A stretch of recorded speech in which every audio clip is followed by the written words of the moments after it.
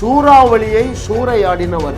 காலேபு யோசுவா, எப்பா அவர்கள் தான் வெட்டுக்கிளியல்பா, அவர்கள் நமக்கு இரையாவார்கள் என்று சொன்னா பாருங்க. அடுத்து பாருங்க, சாத்ராக் மேஷாக் ஆபேத்நேகோ அவர்களும் என்ன செஞ்சாங்க? சூறாவளியை சூறையாடி சுகமான ப்ரமோஷனை பெற்றுக் கொண்டார்கள்.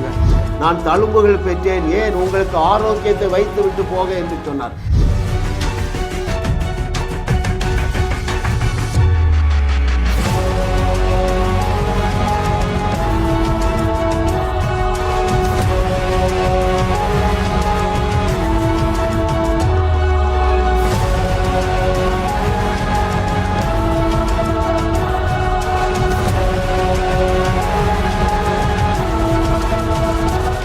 இயேசு கிறிஸ்து உங்களை எப்படி பார்க்கிறாரோ அப்படி என்றைக்கு நீங்கள் உங்களை பார்க்க போகிறீர்கள். அதே போல நீங்கள் பாருங்கள். அப்பொழுதுதான் இயேசு உங்களை பார்த்து சொன்னது போல, நீங்கள் நான் செய்ததை செய்வீர்கள், அதைவிட பெரிய கிரியைகளை என்று செய்வீர்கள் என்று சொன்னாரே, அதை உங்களாலே விசுவாசிக்க முடியும். அருமையான தேவர்களே, இயேசு கிறிஸ்து உங்களை பார்த்து என்ன சொன்னாரு? உங்களுக்கு மரணம் கிடையாது. யாருடைய பாவங்களை மன்னிக்கிறீர்களோ அவருடைய பாவங்கள் மன்னிக்கப்படும். உலகிற்கு உப்பாக இருக்கிறீர்கள், உலகிற்கு வெளிச்சமாக இருக்கிறீர்கள். இது உங்க பலத்தினால முடியாதுங்க. இயேசுவையே உங்களுக்கு பலனாக்கி விட்டார், இயேசுவையே ஞானமாக்கி விட்டார், இயேசுவையே உங்களுக்கு தகுதியாக்கி விட்டார். இந்த சத்தியத்தை நீங்கள் அறிந்து கொள்ளுவீர்கள் என்றால் நீங்கள் எப்பொழுதுமே ஒரு வெற்றி வாழ்க்கை வாழுவீர்கள். You will always on the top of the tides. புயலுக்கு மேலே தான் வாழுவீங்க, சூறாவளிக்கு மேலே தான் வாழுவீர்கள். தேவன் நமக்கு கிருபையாக தந்த அந்த 500 அவருடைய அனந்த ஞானம் என்கிற சீரீஸ்க்காக நான் தேவனுக்கு நன்றி சொல்லுகிறேன். இன்றைக்கு 65வது அவருடைய ஞானம், சூறாவளியை சூறையாடினவர்கள். உங்கள் வாழ்க்கையில் நீங்கள் காணுகிற எல்லா சூறாவளியையும் நீங்கள் ஃபுட்பால் ஹாக்கி விளையாட போகிறீங்க, பல சாத்தாரன்னு விரட்ட போகிறீங்க. ஏனென்றால் வேதத்தில் பலர் உங்களை விட இறுக்கமான, நெடுக்கமான, ஒடுக்கமான இடத்துல வாழ்ந்தாலும் வெற்றி வாகை சூடி இருக்கிறார்கள். சில உதாரணங்களை வசனத்திலிருந்து கற்றுக்கொள்ளும் பொழுது நீங்கள் இந்த மேலான விசுவாசத்தை, இந்த மேலான சத்தியத்தை ஏற்றுக்கொள்ளுவீர்கள், விசுவாசத்திலே பெருகுவீர்கள். விசுவாசிக்கிறவர்கள் தேவனுடைய மகிமையை காண்பார்கள். தேவனுடைய மகிமை என்றால் என்ன? சமாதானம், சந்தோஷம், வெற்றி, குதூகலம், கொண்டாட்டம், ஆபிரகாமுடைய ஆசீர்வாதங்கள், இவைகள் தான் தேவனுடைய மகிமை. ஹல்லேலூயா. எங்கேருந்து நம்ம ஆரம்பிக்கலாம்? இன்னைக்கு என்ன தலைப்பு? சூறாவளியை சூறையாடினவர்கள். வனாந்தரத்தில் இஸ்ரவேல் ஜனங்களில் 99.99 பேர் சூறாவளிக்கு இரையாயிட்டாங்க. ஆனால் சத்தியத்தை அறிந்த 2 பேர் அங்கே இருந்தாங்க பாருங்க. அந்த சூறாவளியையே சூறையாடி விட்டார்கள். அதை நம்ம முதல்ல பார்ப்போமா? ஹல்லேலூயா. Thank you Lord. எல்லாரும் கல்லை எடுத்துட்டாங்கங்க. எதுக்கு? யோசுவாவையும் காலேபையும் கல் எறிந்து கொல்லுவதற்கு ஆயத்தமாகி விட்டார்கள். ஏனென்றால் அங்கே உள்ள சூழ்நிலை அல்லது அந்த சூறாவளி அவர்களை அவ்வளவாக பயங்காட்டி விட்டது. அவர்கள் ராட்சதர்களா? ஆம், ராட்சதர்கள் தான். யாரு? கானானியர்கள். தேவனுக்கு ராட்சதர்கள் தேவைப்பட்டாங்கப்பா. எப்பா, நீங்கள் 430 வருஷம் அடிமைத்தனத்தில் வாழ்ந்திருக்கீங்க. நான் உங்களை கொண்டு ஒரு புதிய தேசத்தை உருவாக்க போகிறேன். அந்த புதிய தேசம் எப்படி இருக்க வேணும்? நலமும் விசாலமுமான தேசமாக இருக்க வேண்டும். அந்த வேலையை நீ செய்ய முடியாது. ராட்சதர்கள் எனக்கு தேவை. ஏன்? நீ கட்டாத பெரிய பட்டணங்களை அவர்களை கொண்டு கட்டி வைத்திருக்கிற. ஏன் எனக்கு ராட்சதர்கள் தேவை? நீங்கள் தோண்டாத துறவுகளை அவர்களை கொண்டு உங்களுக்காக தோண்டி வச்சிருக்கிற, தோப்பு வச்சிருக்கிற, துறவு வச்சிருக்கிற. வேற என்ன வச்சிருந்தாரு? நீங்கள் நிரப்பாத சகல நல்ல வஸ்துக்களால் நிறைந்த வீடுகளை வச்சிருக்கப்பா. உள்ள போகலை. Accept Caleb and Joshua.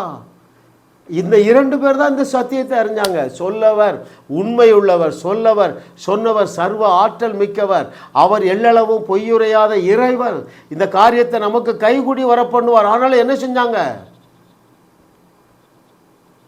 10 பேர் என்ன சொன்னாங்க? அவர்கள் ராட்சதர்கள் என்று சொன்னார்கள், நாம் வெட்டுக்கிளிகள் என்று சொன்னார்கள். நேர் உல்டாவாக பேசுனாங்க. காலேபு யோசுவா, எப்பா அவர்கள் தான் வெட்டுக்கிளிகள்ப்பா, அவர்கள் நமக்கு இரையாவார்கள் என்று சொன்னா பாருங்க, கல்லை எடுத்துட்டான். என்ன நடந்தது என்று பார்ப்போமா? துர்ச்செய்தியை கொண்டு வந்த 10 பேர் சொன்னதைத்தான் 99.99% நம்பினாங்க.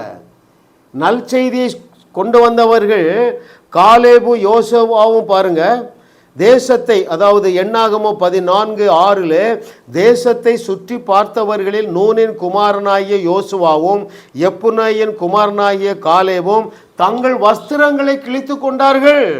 ஏன்? இது சப்ப மேட்டர்டா, இது ஒரு பெரிய ஆப்பர்ச்சுனிட்டி. நீ நினைக்கிற மாதிரி இது சூறாவளி அல்ல, இது நமக்கு சாதகமான சூழ்நிலை. வேஸ்ட் பண்ணிடாதங்கடா, இந்த ஆப்பர்ச்சுனிட்டி நமக்கு கிடைக்காது. நம்மால் நினைத்தால் கூட, கற்பனை பண்ணினால் கூட இப்படி பெரிய பட்டணங்களை நம்மால் என்ன செய்ய முடியாது, கட்ட முடியாது. தேவன் அவருடைய அனந்த ஞானத்தின்படி ராட்சதர்களை கொண்டு பெரிய பட்டணங்களை கட்டி வைத்திருக்கிறார், பெரிய பெரிய துறவுகளை தோண்டி வைத்திருக்கிறார், பெரிய பெரிய தோப்புகளை உருவாக்கி வைத்திருக்கிறார். சட்டையை கிழிக்காங்க. நடந்தது என்ன தெரியுமா? இந்த பசங்க என்ன பண்ணாங்க பாருங்க. அதே எண்ணாகமம் 14வது அதிகாரம் 10வது வசனத்திலே, அப்பொழுது அவர்கள் மேல் கல்லெறிய வேண்டும் என்று சபையார் எல்லாரும் சொன்னார்கள். என்ன சொல்றாங்க? இந்த 2 பேரை நம்புனா நம்ம வனாந்தரத்தில் செத்து போவோன்னு நம்பினான், பொய்யை நம்பினான், கல்லெறிய போறாங்கங்க. ஆனால் அந்த சூறாவளியை சூறாயாடின அந்த காலேபு யோசுவாவை தவிர வேற ஒருவனுமே கானான் தேசத்துக்குள்ள பிரவேசிக்கலைங்க. 20 வயதுக்கு குறைந்த இளைஞர்கள் சென்று விட்டாங்க. 20 வயதுக்கு மேலே இருந்த 20 லட்சம் பேர்ல just Caleb and Joshua who had known the truth rightly, ஐயா அவர்கள் நமக்கு இரையாவார்கள். இன்னும் அவர்கள் என்ன சொல்றாங்க பாருங்க, பாலும் தேனும் ஓடுகிற அந்த தேசத்தை நமக்கு கொடுப்பார், கர்த்தருக்கு விரோதமாக மாத்திரம் கலகம் பண்ணாதீர்கள். நீங்கள் அவிசுவாசமான வார்த்தைகளை பேசுகிற நபராக இருந்தால் நீங்கள் கர்த்தருக்கு விரோதமாக கலகம் பண்ணுகிறவர்களாக இருக்கிறீர்கள். ரைட்? அநேக ஊழியர்கள் கர்த்தருக்கு விரோதமாக கலகம் பண்ணுகிறார்கள். என்ன கலகம் பண்ணுகிறாங்க? அவர் ரொம்ப கோபக்காரரு, அவர் உங்களையெல்லாம் நேசிக்க முடியாது. இவர்கள் எல்லாம் கலகக்காரர்கள். கண்டுபிடித்து நீங்க வழி விலகி போருங்கள் அருமையானவர்களே. துஷ்டராகிய இவர்களோடு இணைந்து கொள்ளாதீர்கள், வனாந்தரத்தில் மாண்டு போவீர்கள். அநேகர் வாழவில்லை, இப்பொழுதே மரண வாழ்க்கை தான் வாழ்றீங்க. ஏன்? துர்ச்செய்தியை நம்புகிறீர்கள். Hallelujah. Oh thank you master for your goodness. ஐயா, காணாதவைகளை காண்பது தான் விசுவாசங்க. எப்பா எழுதி இருக்கு, ஆனால் எங்கள் கண்களுக்கு புலப்படவில்லை. உங்களுடைய மாமிச கண்கள் அல்ல, உங்களுடைய ஆவிக்குரிய கண்களால் அதை காண முடிகிறதா? சூறாவளியை சூறாடினவர்கள் மனக்கண்களினால் கண்டவர்கள். கானான் தேசத்தை சுதந்திரிக்கிற அந்த வெற்றியை காலேபும் யோசுவாவும் மனக்கண்களால் முதலே கண்டுட்டாங்கங்க. காணாதவைகளை காண்பது தானங்க விசுவாசம். ஹல்லேலூயா. ஐயா, எதற்காக இயேசு கிறிஸ்து உங்களோடு வாழுகிறார்? ஏன் தேவன் உங்களை அவர் தங்குகிற ஆலயமாக எடுத்தார் தெரியுமா? ஏன் உன்னை தெரிந்து கொண்டார்? அவர் தங்குகிற ஆலயமாக. தேவனால் மாத்திரமே செய்யக்கூடியவைகளை உன்னை கொண்டு செய்து அவருடைய நாமத்தை மைமைப்படுத்தும்படியாக அவர் தங்குகிற ஆலயத்தோடு தேவனுடைய ஆவியானவர் வைராக்கியத்தோடு பேசி கொண்டிருக்கிறார். சாதாரண வாழ்க்கைக்கு உங்களை ஒப்பு கொடுக்காதீங்க அருமையானவர்களே. காலேபோடு யோசுவாவோடு சேர்ந்து கொள்ளுங்க. சூழ்நிலை சொல்லுவதல்ல, வசனம் சொல்லுவதுதான் மெய்யே. வசனம் என்ன சொல்லுவது? காலேபோடு யோசுவாவோடு ஆண்டவர் சொல்லிட்டார், யோசுவா நீ கால் மிதிக்கிற தேசம் எல்லாவற்றையும் உங்களுக்கு கொடுத்து விட்டேன் என்கிறார். கானானுக்குள்ள தைரியமாக காலுவையே, யோர்தான் மேல தைரியமாக காலுவையே, அது வழி விட்டு தான் ஆக வேண்டும். ஹல்லேலூயா. Thank you Lord. யோசித்து பாருங்கங்க, காலேபு யோசுவாவை கொல்றதுக்கு கல்லையே எடுத்துட்டாங்கங்க. அப்பொழுதும் அவர்கள் சோர்ந்து போகவில்லை. சட்டையை கிழிக்கிறா. அடா முட்டா பசங்களா, எவ்வளவு எளிது! நீங்கள் நடாத தோப்புகள், நீங்கள் தோண்டாத துறவுகள், நீங்கள் கட்டாத பெரிய பட்டணங்கள், நீங்கள் நிரப்பாத சகல வஸ்துக்களால் நிறைந்த வீடுகள், நலமும் விசாலவுமான தேசம், பாலும் தேனும் ஓடுற தேசத்தை விட போறீங்களடா. சட்டையை கிழிச்சிட்டான். தேவன் இன்னைக்கு உங்களை பற்றி என்ன சொல்லியிருக்கிறார்? எண்ணற்ற ஆசீர்வாதங்களை சொல்லியிருக்கிறார். ஒரே ஒரு ஆசீர்வாதத்தை சொல்லட்டுமா? அருமையான தேவர்களை, இதை கீழ்ப்படிவீர்களா? அட்டெம்ப்ட் பண்ணுவீங்களா? முயற்சி செய்து பாருங்களேன். அவர் என்ன சொன்னார்? நீங்கள் நான் செய்ததையே செய்வீர்கள், அதை விட பெரிய கிரியைகள் செய்யும். ஒரு அட்டெம்ப்ட் தான் பண்ணி பாருங்களேன். அவர் கல்லறையே காலி செய்தார். ரைட்? நீங்கள் கல்லறை கிட்ட நின்று பேசுங்க. கல்லறை ஒருவேளை மூடிதான் இருக்கும், பக்கத்தில் வந்து நின்றுட்டு இருப்பான்.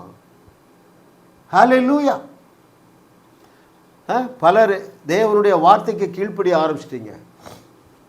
கல்லறையை பார்த்து பேச ஆரம்பிச்சிட்டீங்க. 2 பேர் தன்னுடைய கணவன் செத்து போன கணவன் மனை எழுப்பி இருக்க. நான் அதான் சொல்கிறேன், முயற்சி செய்யுங்கிறேன். இல்லை என்றால் ஆடி காற்றில் அகப்பட்ட பஞ்சை போல அலங்கோலமான வாழ்க்கை வாழுவீர்கள். அநேகர் அப்படித்தான் வாழ்ந்துட்டு இருக்கீங்க. ஃபுட்பால், ஹாக்கி விளையாடுறான் பிசாசு. சூறாவளியாகிய உங்கள் வாழ்வை சுகமான வாழ்க்கையாக மாற்றும்படியாக தேவனுடைய ஆவியானவர் உங்களோடு பேசி கொண்டிருக்கார். அடுத்து பாருங்க, சாத்ராக், மேஷாக், ஆபேத்நேகோ அவர்களும் என்ன செஞ்சாங்க? சூறாவளியை சூறையாடி சுகமான ப்ரொமோஷனை பெற்றுக்கொண்டார்களுங்க. ரைட்? இவர்களை விட பெரிய பிரச்சனையில் நீங்கள் யாரும் இருக்க மாட்டீங்கன்னு நான் நம்புகிறேன். யாரை விட? சாத்ராக், மேஷாக், ஆபேத்நேகோ பக்கத்துலங்க 7 மடங்கு உயர்த்தப்பட்டாயிற்று. எது 7 மடங்கு உயர்த்தப்பட்டாயிற்று? சூள அக்கினி. ராஜா சொல்றடே 7 மடங்கு உயர்த்துங்கடா.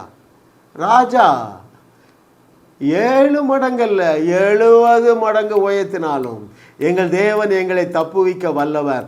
அவர் தப்புவிக்காமற் போனாலும் நீர் நிறுத்தின பொற்சிலையை நாங்கள் வணங்க மாட்டோம். அப்படித்தான் நான் டெட் ரைஸ் போகிறேங்க.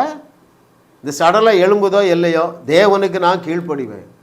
80 வயசு பாட்டியமாக எழும்பிட்டாங்க. அநேகர் எழும்பவில்லை. அதை குறித்து எனக்கு கவலை இல்லை. சொன்னவர் உண்மை உள்ளவர்ப்பா. நான் விசுவாசிக்கிறேங்க. இனிமேல் நான் எந்த சடலத்தின் மேலே கை வைக்கிறேனோ, எந்த ஃப்ரீசர் பாக்ஸ் மேலே கை வைக்கிறேனோ, அன்றைக்கு பாடையை தொட்ட பொழுது பாய்ந்து சென்ற அதே டெட் ரைசிங் பவர் நான் ஃப்ரீசர் பாக்ஸை தொடும் பொழுது பாய்ந்து செல்லும். ஒரு பாடியும் மிஸ் ஆகாதுங்க. உங்கள் வீட்டில் யாராவது இறந்து போயிட்டாங்களா? நீங்கள் கனடாவில் இருக்கீங்களா, ஆஸ்திரேலியாவில் இருக்கீங்களா, எங்கே இருந்தாலும் சரி, நான் வரவே வேண்டியதில்லைங்க. நான் ஃபோன்லேயே எழுப்பிட முடியும். ஏன்? சொன்னவர் உண்மை உள்ளவருங்க.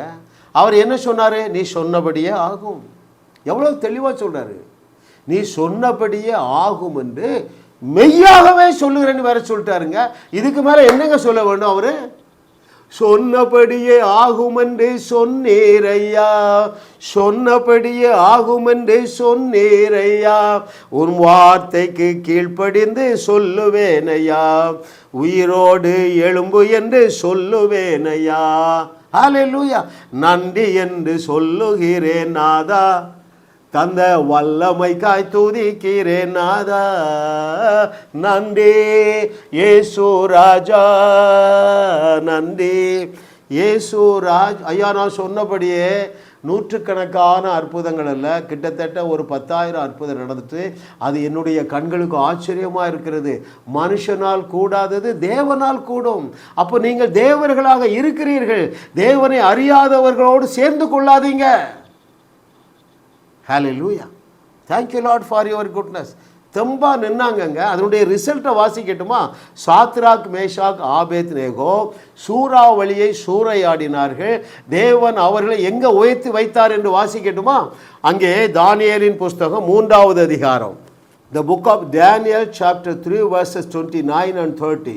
ஆதலால் சாத்ராக், மேஷாக், ஆபேத்நேகோ என்பவர்களுடைய தேவனுக்கு விரோதமாக தூஷண வார்த்தையை சொல்லுகிற எந்த ஜனத்தானும், எந்த ஜாதியானும், எந்த பாஷைக்காரனும் துண்டித்து போடப்படுவான், அவன் வீடு எருக்களமாக்கப்படும் என்று என்னாலே தீர்மானிக்கப்படுகிறது.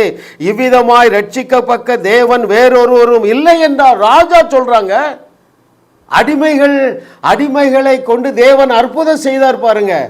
அடிமைகளை தேவன் பாதுகாத்தாருங்க. பரதேசிகளை தேவன் பாதுகாத்தார். அக்கினி ஜுவாலையிலே 7 மடங்கு உயர்த்தப்பட்ட அக்கினி ஜுவாலையிலிருந்து இந்த 3 பேரையும் தேவன் காப்பாற்றினாருங்க. சொல்லிட்டார் ராஜா, எப்பா இவர்கள் தேவன் தான் தேவன். மோடியை சொல்ல வைக்கிற காலம் வந்து விட்டது என்று கர்த்தர் சொல்லுகிறார். நம்முடைய தேசத்து பிரதம மந்திரி அதை டிக்ளேர் பண்ண போறாருங்க. எப்படின்னு எனக்கு தெரியாது. ஆவியானவர் சொல்லுகிறதை நான் தைரியமாக சொல்லுகிறேன். திரும்ப நான் அதை வாசிக்கிறேன் பாருங்க. ஆதலால் சாத்ராக் மேஷாக் ஆபேத்நேகோ என்பவருடைய தேவனுக்கு விரோதமாக தூஷண வார்த்தையை சொல்லுகிற எந்த ஜனத்தானும், எந்த ஜாதியானும், எந்த பாஷைக்காரனும், எந்த ஸ்டேட்டை சேர்ந்தவனா இருந்தாலும் சரி துண்டித்து போடப்படுவான், அவன் வீடு எருக்களமாக்கப்படும் என்று என்னாலே தீர்மானிக்கப்படுகிறது. இவ்விதமாய் ரட்சிக்கத்தக்க தேவன் வேறு ஒருவரும் இல்லை என்று தேவனை அறியாத ஒரு ராஜா டிக்ளேர் பண்றாங்க. உங்களால சூறாவளியை சூறையாட முடியும். இன்னும் அவன் என்ன சொல்லுகிறான் பாருங்கள். 30வது வசனத்தில் என்ன செய்கிறான் பாருங்க. பின்பு ராஜா சாத்ராக் மேஷாக் ஆபேத்நேகோ என்பவர்களை பாபிலோன் தேசத்திலே உயர்த்தினான். ஹல்லேலூயா, ஹல்லேலூயா, ஹல்லேலூயா. நீங்களும் தேவனால் உயர்த்தப்படுகிற காலம் வந்துவிட்டது என்று கர்த்தர் சொல்லுகிறார். வைராக்கியமாக எழும்புங்க. அவர் பட்சபாதம் இல்லாத தேவன். சாத்ராக் மேஷாக் ஆபேத்நேகோ எந்த தேவனை தொழுது கொண்டார்களோ அதே தேவனைத்தானே நம்ம தொழுது கொள்ளுகிறோம். அரண்மனைக்கு உங்களை கொண்டு செல்ல மாட்டாரா? இயேசுவின் நாமத்தினால சொல்லுகிறேன், சிங்காசனத்தையே உங்களுக்கு தந்துருவாருங்க. ஹல்லேலூயா. கர்த்தரை தெய்வமாக கொண்டு நீங்கள் பாக்கியவான்கள். ஏனென்றால் உங்களுக்கு விரோதமாக எந்த சூறாவளியை எழும்ப முடியாது. 3வது உதாரணத்தை நாம் பார்க்கலாம் வேதத்திலிருந்து. 3வது யார், எதை சொல்லலாம்? தாவீதை சொல்லவா? 40 நாட்கள் ஒரு சேனையை சூறாவளி என்ன செய்யுது? ஆடிக்காற்றில் அகப்பட்ட பஞ்சை போல பந்தாடுது. சவுலும் அவருடைய சேனையை 40 நாட்கள் அந்த சூறாவளியில் சிக்கி நடுங்கி கலங்கி போயிருக்கிறாங்க. சத்தியத்தை அறிந்த ஆட்டு இடையன் வரும் வரைக்கும். ரைட்? நீங்கள் ஆடு மேய்க்கிற வேலையை செய்கிறீங்களா? அல்லது நீங்கள் ஒரு அனாதையாக இருக்கீங்களா? ஐயா, ஆட்டு இடையனை அரசனாக்கி அழகு பார்த்த தேவன் உன்னோடு பேசி கொண்டு இருக்கிறார். அட்ரஸே இல்லாத அனாதையை, ஒரு அடிமையை சிங்காசனத்தில் வீட்டிற்க செய்து அரசியாக்கி அழகு பார்த்த தேவன் உன்னோடு பேசி கொண்டு இருக்கிறார். எந்த விதமான சூறாவளியையும் உன்னாலே சூறையாட முடியும். கர்த்தரை தெய்வமாக கொண்ட நீங்கள் பாக்கியவான்கள். Hallelujah. Thank you Lord for your goodness. ரிசல்ட்டை மாத்திரம் பார்ப்போம். ரைட்? அந்த கதையெல்லாம் உங்களுக்கு தெரியுமா? கோலியாத்து கதையெல்லாம் உங்களுக்கு தெரியும். அந்த ரிசல்ட் நான் வாசிக்கிறேன் பாருங்க. 1 சாமுவேல் 17வது அதிகாரம் 51வது வசனம். 1 சாமுவேல் 17:51 ஆகையால் தாவீது பெலிஸ்தனண்டையில் ஓடி அவன் மேல் நின்று, செத்து போயிட்டா, ஒரு கல்லை தூக்கி போட்டா பரலோகம் அவனை சாகடிச்சிட்டு, அந்த டெட் பாடி மேல் நின்று அவன் பட்டயத்தை எடுத்து, கோலியாத்தின் பட்டயத்தை எடுத்து அதன் உரையிலிருந்து உருவி அவனை கொண்டு அதனாலே அவன் தலையை வெட்டி போட்டான். அப்பொழுது தங்கள் வீரன் செத்து போனான் என்று சொல்லி பெலிஸ்தர் கண்டு ஓடி போனார்கள். இப்பொழுது இந்த வீரர்கள் வந்து அங்கே சேஸ் பண்ணுறாங்க. இன்னொரு வசனம் நான் முக்கியமாக வாசிக்க விரும்புகிறேன். 53வது வசனம். இஸ்ரேல் புத்திரர் பெலிஸ்தரை மூர்க்கமாய் துரத்தின பிற்பாடு திரும்பி வந்து அவர்களுடைய பாளையங்களை கொள்ளையிட்டார்கள். ஐயா, சத்துருக்களை முறியடிப்பது மாத்திரமல்ல, சத்துருக்கள் உங்களுக்காக சேர்த்து குமித்து வைத்திருக்கிற பொருட்களை கொள்ளையடிக்கும்படியாக உங்களுக்கு விரோதமாக அநேக சத்துருக்கள் எழும்பி இருக்கலாம். சந்தோஷப்பட்டு கலிகூறுங்க. ரைட்? ஐயா, அந்நியர்களுடைய பிரயாசத்தின் பலனை நீங்கள் கொள்ளையிடும்படியாக என்னோடு இணைந்திருக்கிறீர்கள். 105வது சங்கீதம் கடைசி வசனத்தை நான் உங்களுக்கு வாசிக்கட்டுமா? இஸ்ரவேல் ஜனங்களுக்கு தேவன் என்ன செய்தாரோ அதைத்தான் உங்களுக்கும் எனக்கும் செய்யும்படியாக. பாருங்கள் 105:45, அவர்களுக்கு புறஜாதிகளுடைய தேசங்களை கொடுத்தார், அந்நிய ஜனங்களுடைய பிரயாசத்தின் பலனை சுதந்தரித்து கொண்டார்கள். அதே அந்நியர்கள் உங்களுக்காக உழைத்து கொண்டிருக்கிறார்கள். உங்களுக்காக சேர்த்து குவித்து வைக்க வேண்டிய தொல்லையை தேவன் அவர்களுக்கு கொடுத்திருக்கிறார்.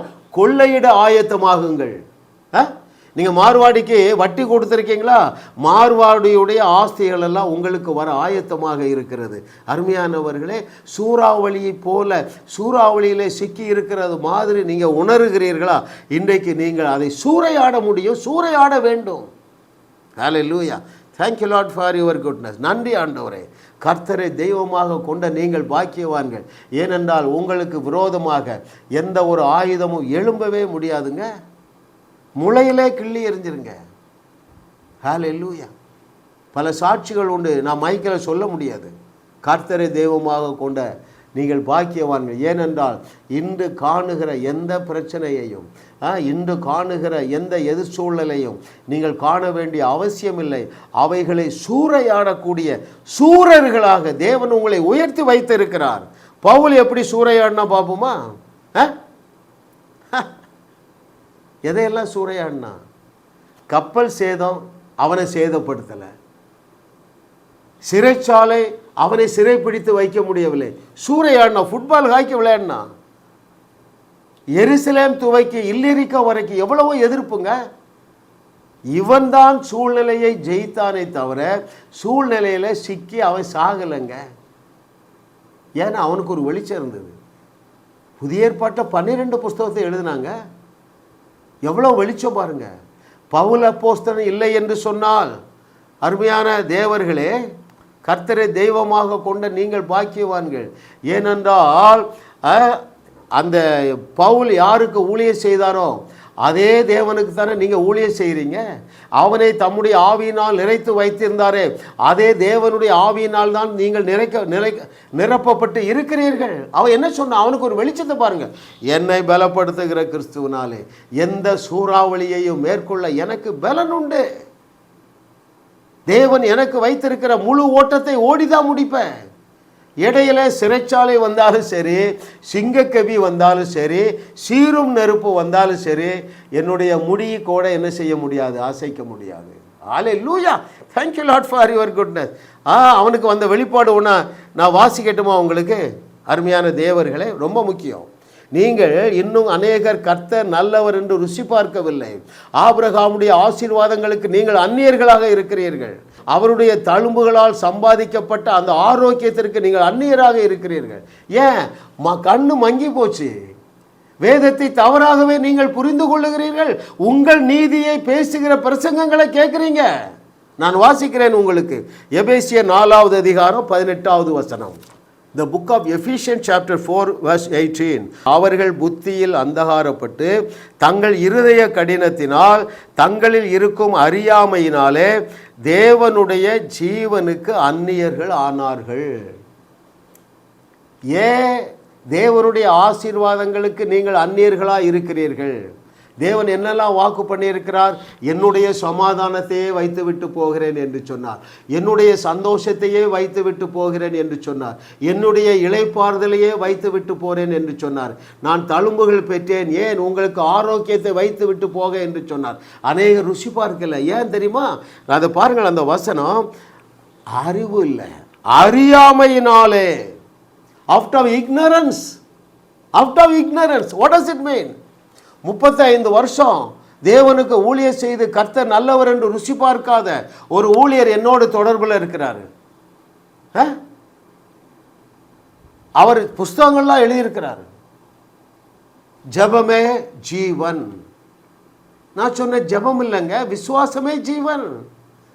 ஜபமே உலகத்தை ஜெயிக்கிற ஜெயம் அல்ல, விசுவாசமே உலகத்தை ஜெயிக்கிற ஜபம். இன்னொரு புக் எழுதினார், இது நெகட்டிவ் தான். நான் சொன்னேன், பிரதர் நீங்கள் கர்த்தர் நல்லவர்னு ருசி பார்த்துருக்க மாட்டீங்களா? எப்படி பிரதர் கரெக்டாக சொல்கிறீங்க?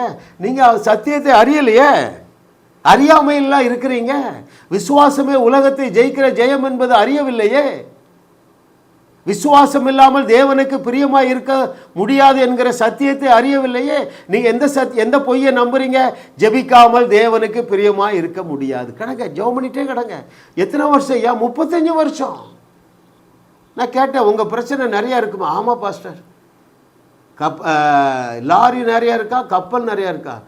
கப்பல் நிறையா பிரச்சனை, உடம்பெல்லாம் வியாதி, ஊரெல்லாம் கடனை, ஒரு அற்புதமான வாழ்க்கை இல்லை. ஏன்? அறியாமையினாலே. எதற்கு அந்நியர்களாக இருக்கிறீர்கள்? தேவனுடைய ஜீவனுக்கு அந்நியர்களாக இருக்கிறீர்கள். அப்படி என்றால் என்ன பொருள்? தேவனுடைய ஆசீர்வாதத்திற்கு அந்நியர்களாக இருக்கிறீர்கள். கர்த்தருடைய ஐஸ்வர்யமே என்ன தரும்? சமாதானத்தை தரும். கர்த்தருடைய ஆசீர்வாதமே ஐஸ்வர்யத்தை தரும். நீங்கள் ருசி பார்க்கல. ஏன்? அந்நியர்களாக இருக்கிறீர்கள். இஸ்ரவேல் ஜனங்கள் 99.999% தேவனுடைய ஆசீர்வாதங்களுக்கு அந்நியர்களாக இருந்து வனாந்தரத்தில் மாண்டு போனார்கள். ஏன்? தேவனுடைய வார்த்தையை அவர்களால் ஏற்றுக்கொள்ள முடியவில்லை, அறியவில்லை. சொன்னவர் இன்னார் என்று அறியவில்லை. அறிஞ்சவங்க 2 பேர் தாங்க. After 2 million just 2 had known the truth. எப்பா சொன்னவர் உண்மை உள்ளவர்ப்பா. கானான் தேசத்தை நமக்கு கொடுத்துட்டாரு. நாம் வெட்டுக்கிளிகள் அல்ல, அவர்கள் தான் வெட்டுக்கிளி. அவர்கள் நமக்கு இரையாவார்கள். கல் எடுத்துட்டா வனந்தரத்தில் கல்லுக்கு பஞ்சமா? இவங்களுக்கு பொறுக்கலடே. இது சப்ப மேட்டடா. சட்டையே கிளிக்காட்டே. ஆப்பர்ச்சுனிட்டியை மிஸ் பண்ணக்கூடாது. அவர்கள் சூறாவளியை சூறையாடினவர்கள். காலேபோடு இணைந்து கொள்ளுங்கள், யோசுவாவோடு இணைந்து கொள்ளுங்கள், பவுலோடு இணைந்து கொள்ளுங்கள், சாத்ராக் மேஷாக் ஆபேத்நேகோவோடு இணைந்து கொள்ளுங்கள். எனக்கு மிகவும் பிரியமானவர்களே, இல்லை என்றால் தேவனுடைய ஜீவனுக்கு நீங்கள் அந்நியர்கள் ஆவீர்கள். அந்த அழகா சொல்றா இல்லையா? பக்கத்தில் செழிப்பு இருக்கும், ஆனால் கண்ணு தெரியாது. தேவன் கதவை திறந்தே வைத்திருப்பார், கண்ணு தெரியாது. ஒருவரும் பூட்ட முடியாதபடி அந்த கதவை தேவன் திறந்தே வைத்திருக்கிறார். எனக்கு பிரியமான ஊழியர்களே, உங்களுக்கு வருஷத்துக்கு 100 குடும்பம், ஒரு 500 ஆத்துமாக்களை கொடுக்க தேவன் ஆயத்தமாக இருக்கிறார். உங்கள் சூறாவளியை போல காணப்படுகிற சூழ்நிலைகளை நீங்கள் சூறையாட வேண்டுமா? நீங்கள் மேற்கொள்ள வேண்டுமா? ஜெயிக்க வேண்டுமா? சத்தியத்தை சரியாக அறிந்து கொள்ளுங்கள். சத்தியத்தை சரியாக அறிவது இப்பொழுது எளிது. பாருங்க, உங்களிடத்தில் ஆண்ட்ராய்டு ஃபோன் இருக்கு. என்னிடத்துல சிலர் ஃபோன் பண்ணுவாங்க, ஐயா பெரிய கடன் பறிச்ச. எவ்வளோ ஐயா கடன்? எத்தனை கோடி கடன்? ஐயா 40 லட்சம் தான் கடன். நான் உங்களுக்கு ஒரு 400 கோடி அனுப்பட்டுமா? ஷாக் ஆயிடுவார். ஐயா நம்முடைய செய்திகள் 400 செய்திக்கும் 400 கோடி கொடுக்கலாமா இல்லையா? அதை கேட்டால் கடன் பிரச்சனையிலிருந்து வெளியே வந்துடுவார்களா இல்லையா? அதை கேட்டால் அவர்கள் செத்தவர்களையும் எழுப்புவார்களா இல்லையா? அந்த செய்தியை கேட்டால் இயேசு கிறிஸ்து செய்தவைகளையும் செய்து அதைவிட பெரிய அற்புதங்களை நீங்கள் செய்வீர்கள். அநேகர் தங்கள் ஆஸ்திகளை உங்களுக்கு எழுதி வைப்பார்கள் என்று கர்த்தர் சொல்லுகிறார். ஜாஸ் மினிஸ்ட்ரிஸ் செய்திகள் மூலமாக நீங்கள் ஆசீர்வதிக்கப்பட்டிருக்கிறீர்கள். நீங்கள் இந்த ஊழியத்தோடு கைகோர்க்கும்படியாக உங்களை அழைக்கிறோம். நீங்கள் காணிக்கை விதைக்கக்கூடிய நல்ல நிலமாக ஜாஸ் மினிஸ்ட்ரிஸ் இருக்கிறது. விசுவாசத்தோடு உற்சாகமாக பெருக விதையுங்கள். தேவன் உங்களை 1000 மடங்கு பெருக செய்வார். வாரந்தோறும் சென்னை முகப்பேரில் நடைபெறும் கிங்ஸ் அண்ட் குயின்ஸ் அசெம்பிளி ஞாயிறு ஆராதனைக்கு அன்புடன் அழைக்கிறோம். சத்தியத்தை சரியாக அறிந்து வெற்றி வாழ்க்கை வாழுவீர்கள். சென்னையில் உள்ள உங்கள் நண்பர்கள் உறவினர்களையும் 3 மாதங்கள் தொடர்ந்து வரும்படியாக உற்சாகப்படுத்துங்கள். முற்றிலும் ஜெயமான வாழ்க்கை வாழுவார்கள். உங்களையும் வாழ வைத்து உங்கள் மூலம் உலகத்தையும் வாழ வைக்கவே தேவன் எங்களை கிருபையாக அழைத்துள்ளார். விடுதலை பெறவும் சுகத்தை அனுபவிக்கவும் தொலைபேசியில் எங்களோடு தொடர்பு கொள்ளுங்கள்.